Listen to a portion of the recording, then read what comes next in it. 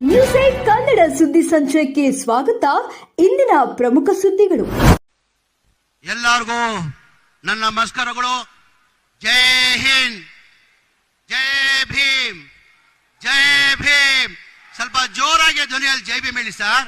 ಇವತ್ತು ಬಾಬಾ ಸಾಹೇಬ್ ಅಂಬೇಡ್ಕರ್ ಅವರು ಸಂವಿಧಾನ ಕೊಟ್ಟಿಲ್ಲ. ನಮಗೆಲ್ಲ ಗೊತ್ತಿದ್ದಂಗೆ 2014 ಬಿಜೆಪಿ ಸರ್ಕಾರ ಬಂದಾದ್ಮೇಲೆ ನಮ್ಮ ರಾಜ್ಯದವರೇ ಒಂದು ಕೇಂದ್ರದಲ್ಲಿ ಮಂತ್ರಿ ಆಗಿದ್ರು. ಅವ್ರು ಏನಂದ್ರು, ನಾವು ಬಿಜೆಪಿ ಸರ್ಕಾರ ಬಂದಿರೋದೇ ಸಂವಿಧಾನ ತೆಗಿಯಕ್ಕಂತ. ಇವತ್ತು ಬಾಬಾ ಸಾಹೇಬ್ ಅಂಬೇಡ್ಕರ್ ಸಂವಿಧಾನ ಕೊಟ್ಟಿಲ್ಲ ಅಂದ್ರೆ ನೀವು ಅಲ್ಲಿ ಕೂರಕ್ ಆಗ್ತಾ ಇರ್ಲಿಲ್ಲ, ನಾನು ಇಲ್ಲಿ ಮಂತ್ರಿಯಾಗಿ ನಿಲ್ಲಕ್ ಸಾಧ್ಯ ಆಗ್ತಾ ಇಲ್ಲ.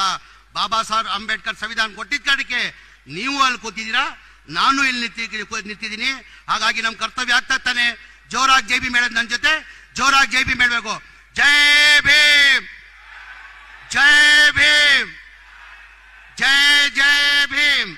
ವೇದಿಕೆ ಮೇಲೆ ಆಸೀನಿರುವ ನಮ್ಮ ನಾಯಕರಾದಂಥ ರಾಹುಲ್ ಗಾಂಧೀಜಿ ಅವರೇ, ನಮ್ಮ ನಾಯಕರು ಎಸಿಸಿ ಅಧ್ಯಕ್ಷ ಆದಂಥ ಮಲ್ಲಿಕಾರ್ಜುನ ಖರ್ಗೆ ಸಾಹೇಬ್ರೆ, ನಮ್ಮ ರಾಜ್ಯದ ಮುಖ್ಯಮಂತ್ರಿಗಳಾದಂಥ ಮನೆಯ ಸಿದ್ದರಾಮಯ್ಯಜಿ ಅವರೇ, ನಮ್ಮ ಎಸಿಸಿ ಅಧ್ಯಕ್ಷ ಆದಂಥ ರಣದೀಪ್ ಸುರ್ಜೇವಾಲಾಜಿ ಅವರೇ, ನಮ್ಮ ಕೆಪಿಸಿಸಿ ಅಧ್ಯಕ್ಷರು ಉಪಮುಖ್ಯಮಂತ್ರಿಗಳಾದಂಥ ಡಿ.ಕೆ. ಶಿವಕುಮಾರ್ ಅವರೇ, ನನ್ನ ಆತ್ಮೀಯರು ಸಚಿವರಾದಂಥ ಕೃಷ್ಣ ಬೈರೇಗೌಡ್ರೆ, ವೇದಿಕೆ ಮೇಲೆ ಆಸೀನಿರುವ ಎಲ್ಲ ಸಚಿವರು ಹಾಗೂ ನಮ್ಮ ಪಕ್ಷದ ಮುಖಂಡರು ಇಲ್ಲಿದ್ದಂತ ಎಲ್ಲರೂ ಆತ್ಮೀಯರು. ನಾವು ಈ ಕಾರ್ಯಕ್ರಮನ ಹಮ್ಮಿಕೊಂಡಿದ್ದ ನಿರೀಕ್ಷೆ ನಾವು ಇರಲಿಲ್ಲ. ನಾವು ನಿರೀಕ್ಷೆ ಇಟ್ಟಿದ್ದು 1.5 ಲಕ್ಷ ಜನ ಬರ್ಬೋದು ಅಂತ ನಿರೀಕ್ಷೆ ಇಟ್ಟಿದ್ವಿ.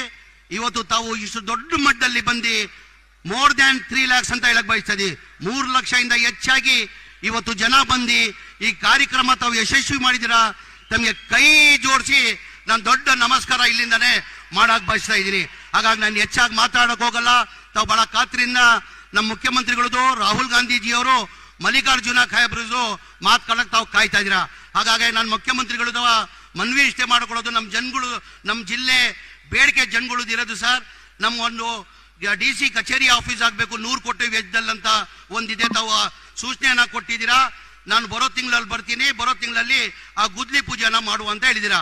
ಅದ್ರ ಜೊತೆಯಲ್ಲಿ 250 ಬೆಡ್ದು ಹಾಸ್ಪಿಟಲ್ದು ಇಕ್ವಿಪ್ಮೆಂಟ್ಸ್ಗೆ 40 ಕೋಟಿ ಬೇಕಾಗ್ತದೆ, ಅದು ನಾನು ಕೊಡ್ತೀನಿ. ಅದು ಗುದ್ಲಿ ಪೂಜೆ, ಅದು ಇನಾಗ್ರೇಷನ್ ಕಾರ್ಯಕ್ರಮನ ಇಕ್ಕು ಅಂತ ಹೇಳಿದ್ದೀರಾ. ಅದು ಅಂತ ಸೂಚನೆ ಕೊಟ್ಟಿದ್ದೀರಾ. ನಿಮಗೆ ನಮ್ಮ ಜನ ಪರವಾಗಿ ನಿಮಗೆ ಧನ್ಯವಾದಗಳು ಸಲ್ಲಿಸ್ತೀನಿ. ಅದ್ರ ಜೊತೆಯಲ್ಲಿ ಎಲ್ಲರಿಗಿಂತ ಹೆಚ್ಚಾಗಿ ನಮ್ಗಿರೋದು ಇಲ್ಲಿ ಗೇಟ್ 19 ತಮ್ಗೆಲ್ಲ ಗೊತ್ತೇ ಇದೆ. ಹೋದ ವರ್ಷದಲ್ಲಿ 19 ಗೇಟ್ ಚೈನ್ ಲಿಂಕ್ ಕಟ್ ಆಗ್ಬಿಟ್ಟು ದೊಡ್ಡ ಅನಾಹುತ ಈ ಜಿಲ್ಲೆಗೆ ಆಗ್ಬೇಕಾಗಿತ್ತು. ಮನೆಯ ಮುಖ್ಯಮಂತ್ರಿಗಳು, ಮನೆಯ ಮುಖ್ಯಮಂತ್ರಿಗಳಿಂದ ಆ ಎಮರ್ಜೆನ್ಸಿ ಗೇಟ್ ಹಾಕಿ ತಮ್ಗೆಲ್ಲ ಗೊತ್ತಾಗಿದೆ.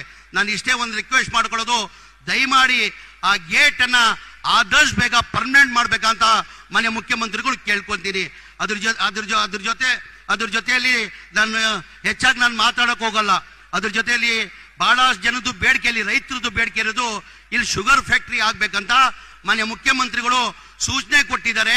2 ತಿಂಗಳ ಒಳಗಡೆ ನಾವು ಶುಗರ್ ಫ್ಯಾಕ್ಟರಿ ಗುದ್ಲಿ ಪೂಜೆಯನ್ನ ಮಾಡ್ತೀನಂತ ಮನೆ ಮುಖ್ಯಮಂತ್ರಿಗಳು ಇವತ್ತು ಸೂಚನೆಯನ್ನ ಕೊಟ್ಟಿದ್ದಾರೆ. ಇವತ್ತು ತಾವೆಲ್ಲ ಈ ದೊಡ್ಡ ಮಂಡಲ್ ಬಂದು ಈ ಕಾರ್ಯಕ್ರಮ ಯಶಸ್ವಿ ಮಾಡಿಗೆ ಇನ್ನೊಂದು ಬಾರಿ ನಾನು ನಮಸ್ಕಾರ ಮಾಡಿ ನನ್ನ ಮಾತು ಮುಗಿಸ್ತೀನಿ. ಜೈ ಹಿಂದ್, ಜೈ ಕರ್ನಾಟಕ, ಜೈ ಕಾಂಗ್ರೆಸ್.